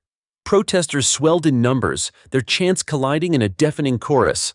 Police lined the barricades, their hands resting nervously on batons. Reporters shouted over the chaos, their voices straining to narrate the boiling tension. Ava pushed through the doors with Carter and 2 guards at her side. The noise outside faded, but inside the courthouse the tension was just as thick. Jurors filed in with drawn faces, each step heavier than the last. Doyle sat stiffly at the defense table, suit pressed but spirit fraying, eyes darting nervously. In the gallery, Keller had returned. He sat among a cluster of loyalists, their folded arms and cold stares cutting across the room. His hood was gone today. He wanted to be seen. The judge opened proceedings with a sharp gavel strike. "Order! This court will maintain decorum." Ava called her witness, a digital forensics expert. A large screen lit up, displaying bodycam footage recovered from Doyle's patrol car. "Ladies and gentlemen of the jury," the expert explained, "this footage was deleted from official archives but recovered through forensic analysis." The video played. The room went silent. Marcus appeared on screen, pressed against the hood of a police cruiser, hands cuffed. His voice cracked. "Please, I'm not resisting." Then Doyle's fist slammed down. Marcus cried out. Keller's voice barked off camera. "Shut him up!" Gasps tore through the courtroom. Jurors recoiled. Reporters scrambled for their phones. Doyle paled, his jaw clenched as though to hold back words. Keller's fist tightened, rage burning across his face. The judge banged the gavel. "Order! Order in the court!" Graves sprang up. "Objection! This footage is inadmissible, tampered with!" The judge cut him off. "The chain of custody has been verified. The objection is overruled." The expert concluded, "This footage was intentionally erased. The metadata proves it, and only someone with system access could have done it." All eyes turned toward Doyle. His mask cracked. When recess came, the courthouse hall erupted. Reporters swarmed Ava, microphones shoved forward. "DA Sinclair, how damaging is this video to the defense?" Ava kept her tone even. "The evidence speaks for itself." But before she could step away, a sudden commotion broke out near the doors. Keller and his loyalists surged forward, shouting. "You're destroying good men!" Keller roared. His voice thundered through the hall.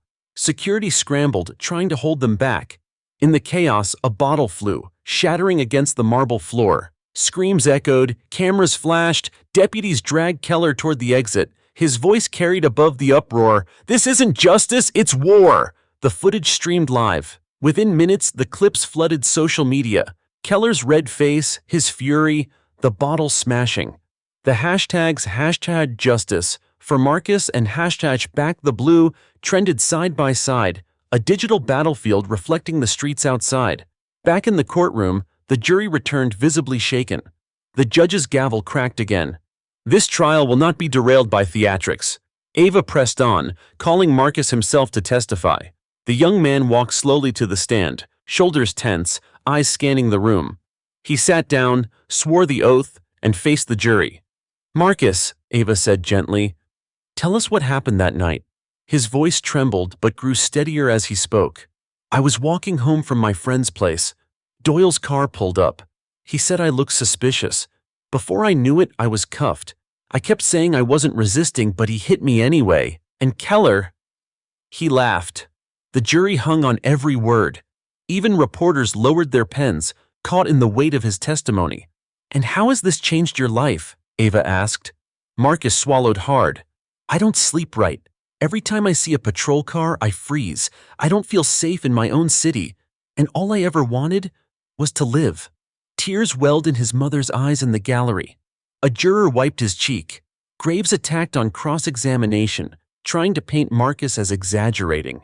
"Isn't it true you'd been drinking that night?" Marcus shook his head firmly. "No, and even if I had, that doesn't give them the right to beat me." The jury nodded. Graves faltered, his usual fire reduced to ash. When the day ended, Ava walked out under the glare of cameras, Carter close behind. The courthouse plaza had descended into near-riot conditions. Chants overlapped, sirens wailed, the air charged with fear. From the steps, Ava paused, lifted her chin, and spoke to the cameras. "This is not a war. This is accountability, and we will see it through." The words cut through the chaos, carried live across the nation. That night, Ava reviewed the day's footage with her team. Riley's voice shook.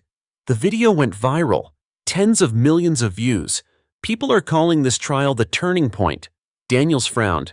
And Keller's words, "It's war," are all over too. He's not backing down. Ava rubbed her temples, the weight of the city pressing on her. Then tomorrow, we bring it home. We've shown the pain. Now we show the truth Doyle and Keller tried to bury. Outside, the city pulsed with unrest. Inside, Ava sharpened her resolve. Tomorrow, she knew, could break the case or break the city. The courthouse plaza had become a fortress.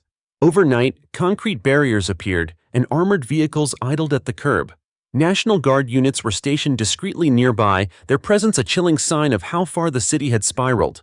By morning, the chants outside were louder, angrier, more desperate. Protesters clashed verbally across the barricades, their slogans cutting like blades. One side shouted for justice, waving signs with Marcus's name. The other screamed loyalty to Doyle, holding flags and banners that read, "Protect our own." The tension vibrated in the air, each word another spark. Inside, Ava felt the storm pressing against the courthouse walls. She walked the hall flanked by Carter and deputies, her heels clicking in sharp rhythm. Though exhaustion etched faint lines under her eyes, her posture was unbroken, every step deliberate. She knew the world was watching not just her case, but her composure. The judge struck his gavel. "Order in the court." Ava rose. "The state calls Detective Alan Mercer." The middle-aged detective, once Doyle's colleague, walked to the stand. His uniform was crisp, but his hands trembled as he raised them for the oath. "Detective," Ava began, "you worked alongside Officer Doyle. Did you ever witness misconduct?" Mercer hesitated, glancing toward Doyle, who glared daggers from the defense table. "Yes," Mercer said finally. His voice cracked. More than once, he crossed the line. Gasps rippled through the room. Doyle slammed his fist against the table, earning a warning look from the judge. "What kind of misconduct?" Ava pressed. Mercer swallowed. "Beatings, threats. Keller would cover for him. I filed a report once. It disappeared. After that, I stopped trying." The jury shifted uncomfortably. A few exchanged glances heavy with disbelief and anger. Graves launched into a savage cross-examination. "Detective Mercer, you're testifying against your colleague to save yourself, aren't you? To look like the hero?" Mercer's jaw tightened. "I'm testifying because silence destroyed the city. I won't carry that anymore." The gallery erupted in murmurs. The judge banged the gavel, but the damage was already done. During recess, Ava stepped into the hallway. The noise outside grew louder, closer. She could feel the chants through the walls. Reporters swarmed. "DA Sinclair, are you confident in the jury's verdict?" Ava answered evenly, "Confidence isn't the point is the truth." But then came the roar, a sudden explosion of shouts from outside. Deputies rushed to the windows. Smoke rose over the barricades. Keller's loyalists had pushed through, hurling flares and bottles. Police clashed with them, shields raised, batons swinging. Reporters ran for cover as cameras rolled. Carter grabbed Ava's arm. "We need to get you to a secure room." "No," Ava said, shaking her head.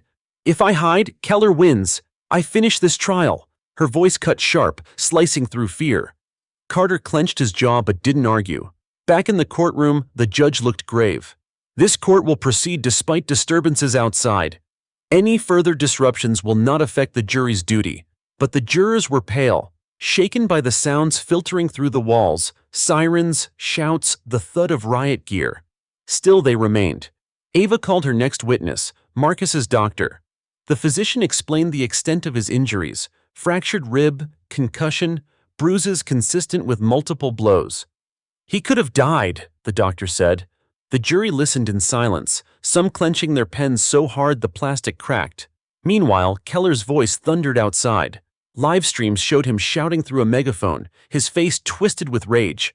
"They want to destroy one of us. Are we going to let them?" His words rippled across screens, igniting more fury. Supporters surged against the barricades. Police shoved them back, the clash raw and violent. Inside, Doyle smirked faintly as though Keller's chaos gave him strength. But Ava saw it differently. His reliance on Keller's violence was another nail in his coffin. When court adjourned, Ava stepped onto the courthouse steps. Reporters clustered instantly, microphones thrust forward. Behind them, smoke still hung in the air, the echo of clashes ringing through the streets. Ava lifted her chin, voice steady. "This trial is not about war in the streets. It is about justice in the courtroom. We will not be intimidated. We will not be silenced." Her words streamed live, carried into millions of homes. To some, she was a symbol of courage, to others, a target, but to all, she was impossible to ignore. That night in the DA's office, Ava and her team gathered around a glowing screen. Riley scrolled through footage of the day's riots. It's everywhere. Keller's face, the smoke, the clashes, but so are your words. Half the country's calling you a hero. The other half wants me gone, Ava finished. Her voice was calm, but her eyes were shadowed with exhaustion. Daniels leaned forward. Keller won't stop. He's pushing the city to the edge. Ava exhaled slowly. Then tomorrow, we push back with the truth. We finish what we started. Across the city, Keller sat in a dim warehouse, surrounded by a circle of loyalists. His face was lit by the glow of his phone screen, his name trending across platforms. They're afraid of me, he said, voice low and menacing. And tomorrow, they'll see why. His men nodded, their eyes gleaming with dangerous loyalty. As midnight cloaked the city, the lines had been drawn. Justice in the courtroom, fury in the streets, and Ava knew the next day could decide not just the trial, but the soul of the city itself. The morning sun was pale, filtered through smoke still hanging over the courthouse district. Streets were scarred from the previous night's riots. Broken glass glittered on sidewalks, scorch marks smeared building facades. The city looked wounded, but the crowds were larger than ever. National news anchors stood in the plaza, their cameras capturing the restless mob pressed against barricades. Protesters for justice held signs with Marcus's face. Doyle's supporters waved flags and shouted back, their chants colliding like two storms crashing together. Inside, the courthouse trembled with tension. Jurors entered the box with clenched jaws, their exhaustion plain. Doyle sat rigid at the defense table, his tie neat but his hands twitching. Graves leaned close, whispering furiously, but Doyle's eyes were fixed on Ava. And in the gallery, Keller was back. He sat boldly in the front row. No hood, no disguise. His presence alone a provocation. The judge's gavel cracked. Order in the court. Proceed. Ava stood. Her voice was calm, but her pulse hammered.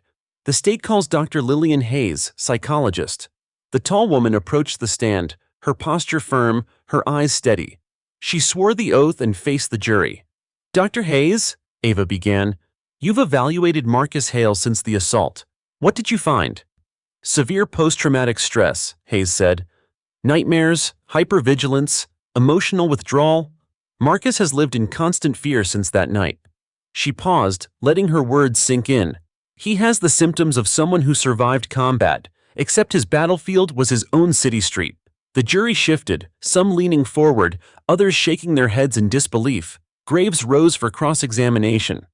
Doctor, isn't it true Marcus also had a history of anxiety? Couldn't his symptoms stem from that? Hayes kept her gaze firm. Anxiety doesn't come from fists slamming into your face while your hands are cuffed. Trauma does. The gallery stirred, murmurs rising until the judge's gavel silenced them. As Hayes stepped down, Ava turned back to the jury. You've heard the medical truth. You've seen the footage. You've listened to witnesses. And you've seen attempts to silence all of it. Her gaze swept the room, over Doyle's stiff posture, over Keller's smirk, over the jurors' tense faces. This isn't about politics. It's about whether power excuses abuse, whether justice means something or nothing. Her words hung heavy in the air. During recess, the storm outside broke. Shouts thundered, barricades shook, bottles flew. Keller had taken a megaphone, his voice booming through the plaza. She's destroying our city, he shouted. They want to crucify one of our own. Will we stand by and watch? His supporters roared back, their fury shaking the square. Police lines strained, shields raised. Cameras broadcast it live to millions. Inside, Carter rushed to Ava. It's spiraling. They're pushing closer. If this gets worse, the judge may shut down the trial. Ava shook her head, her jaw set. If they shut it down, Keller wins. Doyle walks. Not happening. We finish this. Back in the courtroom, Keller stormed in late. His clothes rumpled, his face flushed. Security hesitated but let him through. His presence wasn't illegal, yet every eye followed him, tension buzzing like a live wire. The judge cleared his throat. Ms. Sinclair, any further witnesses? Ava inhaled. The state rests. Gasps filled the room. Graves leapt up. The defense calls Officer Doyle himself. Doyle rose slowly, his movements stiff. He walked to the stand, swore the oath, and sat. His face was pale, his eyes darting toward Keller as if for strength. Graves began. "Officer Doyle, tell this jury what happened that night." Doyle's voice was flat, rehearsed. "I stopped Marcus because he looked suspicious. He resisted. I followed procedure." Graves nodded. "And did you ever intend to harm him?" "No." But Ava was ready. She rose, her voice sharp. "Officer Doyle, this is your sworn testimony?" "Yes," Doyle said. Ava clicked a remote. The screen lit up with the body cam footage again. Marcus cuffed, Doyle's fist slamming down, Keller's laugh off camera. "Explain again," Ava demanded, her voice cutting. "How does beating a restrained boy fit into procedure?" The jury stared, eyes wide. Doyle's mouth opened, then closed. Sweat beaded on his forehead. Keller shifted in his seat, his smirk faltering. "Answer," Ava pressed. Doyle's voice cracked. I made a mistake." The courtroom gasped. The judge hammered his gavel. "Order!" But Ava's eyes never left Doyle. A mistake doesn't erase bruises. A mistake doesn't erase trauma. And it doesn't erase the truth that you, and those who covered for you, chose to bury. Doyle sagged in the witness chair, his defense shattered by his own words. When court adjourned, the plaza erupted. Supporters of justice cheered, their chants swelling. Doyle's backers raged louder, their fury spilling over barricades. Police clashed with them, sirens wailing, batons raised. From the steps, Ava faced the cameras again. Her voice was firm, unwavering. "We don't get to choose when justice is easy. We choose whether to fight for it no matter how hard, and we will see this trial through to the end." Her words cut through chaos, her figure illuminated by the glow of camera lights.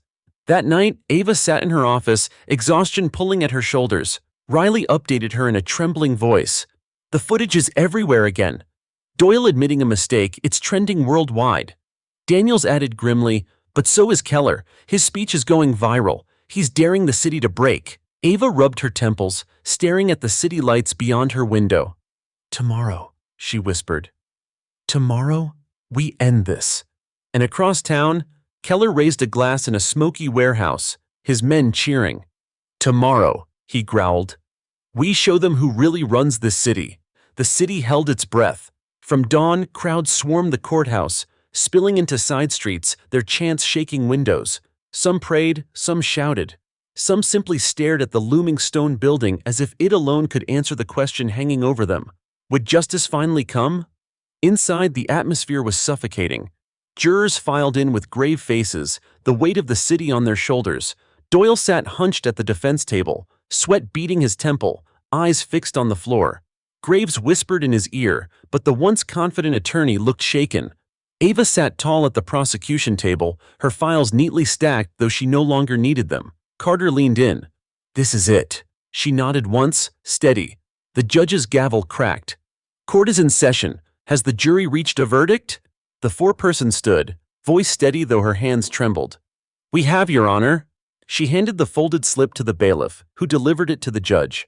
The paper crackled in the silence as he unfolded it. "On the charge of assault under color of law, we find the defendant, Officer Thomas Doyle." The pause stretched like a taut wire. "Guilty!" The courtroom erupted. Gasps, cheers, shouts collided in a storm of sound. Doyle slumped in his chair, his face pale. Graves slammed his hand on the table, shouting objections drowned out by the noise. The judge hammered his gavel. "Order! Order!" But order was impossible. Reporters bolted for the doors, cameras flashing. Marcus's mother wept openly in the gallery, clutching her son's hand. Ava exhaled slowly, her composure holding even as her chest swelled with relief. Then came the explosion outside. Through the courthouse windows came the roar of thousands. Keller had climbed onto a barricade, megaphone in hand, his face twisted with fury. "They betrayed us," he bellowed. "They condemned a hero for politics." His loyalists surged forward, shoving against police lines. Bottles, smoke bombs, fists. The plaza became a battlefield. Inside, deputies rushed to secure exits. Carter turned to Ava. "We've got to get you out of here now." "No," Ava said firmly. "Not hiding. If I disappear, Keller controls the story. I'm walking out those doors." The courthouse steps were a war zone. Ava emerged flanked by deputies, cameras snapping like lightning. Protesters screamed from both sides. Keller spotted her instantly. He leapt down from the barricade, shoving through his supporters, his eyes locked on hers. "This isn't over!" he roared. The crowd surged. Police shoved Keller back, but microphones caught his voice, wild and desperate. "You'll regret this, Sinclair!" But over his shouts came another sound. The swell of cheers from the other side of the plaza. Supporters of justice lifted their voices, drowning him out. "Justice! Justice! Justice!" The chants rolled like thunder, louder and louder until Keller's voice cracked against them. Ava stepped to the podium hastily set at the top of the courthouse steps. Cameras turned, broadcasting live across the nation. She looked down at the sea of faces, angry, hopeful, divided. She spoke clearly, her voice cutting through the noise. Today was not about sides, it was about the law. A man abused his badge, and a jury of his peers held him accountable. That is justice. And justice will not be silenced. The plaza roared, half in fury, half in triumph. But Ava's voice carried above it all. "We do not win by fear, we win by truth. And the truth has spoken." Back inside, Doyle was led away in cuffs. His eyes darted desperately toward Keller, but Keller couldn't help him now.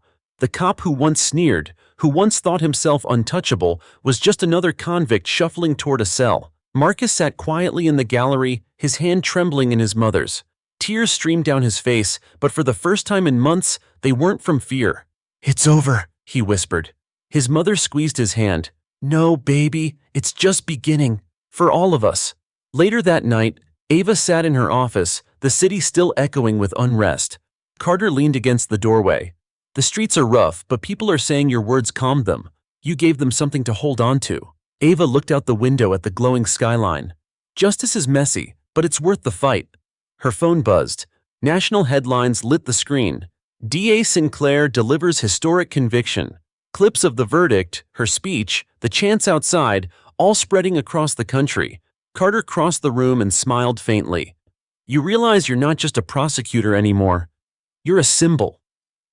Ava exhaled, steady and tired. "Symbols don't matter. What matters is that Marcus can sleep tonight, that his mother can breathe, that a badge can't excuse abuse."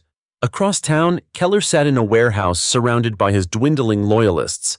His face was grim, his hands clenched. The verdict replayed on his phone, Ava's words echoing. But the men around him were quiet, restless. For the first time, Keller's fire didn't ignite them. It burned alone. He hurled the phone across the room. "This isn't over," he muttered. But his voice lacked conviction. Back at the courthouse, the steps were still crowded, but the chants had changed. The word justice carried through the night, softer now, but steady. And for the first time in weeks, the city felt like it might heal. Ava closed her eyes, the weight of the day pressing on her shoulders. She whispered to herself, steady as ever, "Justice has spoken."